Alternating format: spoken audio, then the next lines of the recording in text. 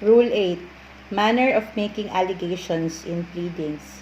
Section 1. In general, every pleading shall contain in a methodical and logical form a plain, concise, and direct statement of the ultimate facts, including the evidence on which the party pleading relies for his claim or defense, as the case may be. If a cause of action or defense relied on is based on law, the pertinent provisions thereof and their applicability to him or her shall be clearly and concisely stated. Section 2. Alternative causes of action or defenses. A party may set forth two or more statements of a claim or defense alternatively or hypothetically, either in one cause of action or defense, or in separate causes of action or defenses. When two or more statements are made in the alternative, and one of them, if made independently, would be sufficient, the pleading is not made insufficient by the insufficiency of one or more of the alternative statements. Section 3. Conditions precedent. In any pleading, a general averment of the performance or occurrence of all conditions precedent shall be sufficient. Section 4. Capacity. Facts showing the capacity of a party to sue or be sued, or the authority of a party to sue or be sued in a representative capacity, or the legal existence of an organized association of persons that is made a party, must be averred. A party desiring to raise an issue as to the legal existence of any party or the capacity of any party to sue or be sued in a representative capacity shall do so by specific denial, which shall include such supporting particulars as are peculiarly within the pleader's knowledge. Section 5. Fraud, mistake, condition of the mind. In all averments of fraud or mistake, the circumstances constituting fraud or mistake must be stated with particularity. Malice, intent, knowledge, or other condition of the mind of a person may be averred generally. Section 6. Judgment. In pleading a judgment or decision of a domestic or foreign court, judicial or quasi-judicial tribunal, or a board or officer, it is sufficient to aver the judgment or decision without setting forth matter showing jurisdiction to render it. An authenticated copy of the judgment or decision shall be attached to the pleading. Section 7. Action or defense based on document. Whenever an action or defense is based upon a written instrument or document, the substance of such instrument or document shall be set forth in the pleading, and the original or a copy thereof shall be attached to the pleading as an exhibit, which shall be deemed to be a part of the pleading. Section 8. How to contest such documents.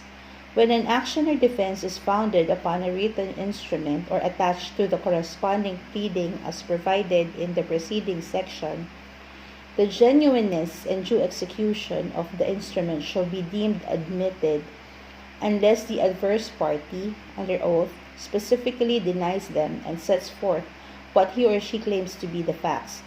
But the requirement of an oath does not apply when the adverse party does not appear to be a party to the instrument, or when compliance with an order for an inspection of the original document is refused. Section 9. Official document or act. In pleading an official document or official act, it is sufficient to aver that the document was issued or the act was done in compliance with law. Section 10. Specific denial. A defendant must specify each material allegation of fact, the truth of which he or she does not admit, and whenever practicable shall set forth the substance of the matters upon which he or she relies to support his or her denial. When a defendant desires to deny only a part of an averment, he or she shall specify so much of it as is true and material, and shall deny only the remainder. Where a defendant is without knowledge or information sufficient to form a belief as to the truth of a material averment made in the complaint, He or she shall so state, and this shall have the effect of a denial. Section 11. Allegations not specifically denied, deemed admitted. Material averments in a pleading asserting a claim or claims other than those as to the amount of unliquidated damages shall be deemed admitted when not specifically denied. Section 12. Affirmative defenses.